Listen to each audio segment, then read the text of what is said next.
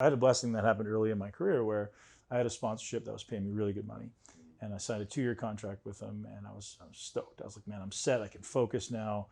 It was 4 months into the contract. They called me up and go, hey, man, can't pay you anymore. You know, we don't have the sales.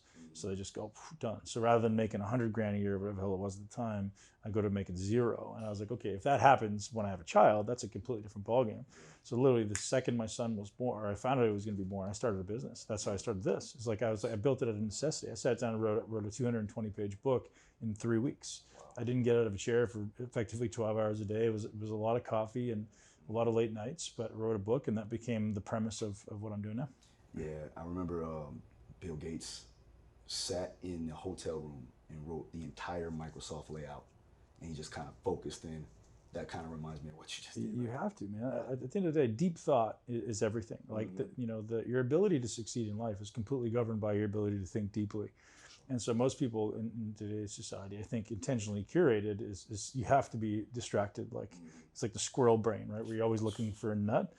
And man, if you can't focus, you're not going to succeed. You're not going to have a great business. You're not going to have a great relationship.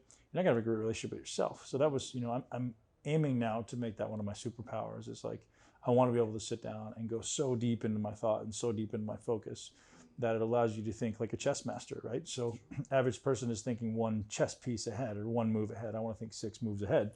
And that's always the goal. So it's, it's the daily meditation. It's the daily slowing down the mind. It's the yoga stuff I'm doing now, because I think that may be the greatest superpower that exists in the world. It's, yes, strength is great. Yes, being fast is great. Yes, fighting is great. But like, if I can think at a level that's 3 steps ahead of everybody else, again, you win. Yeah, the clarity is there. I feel Yeah. like their vision, is just solely catered to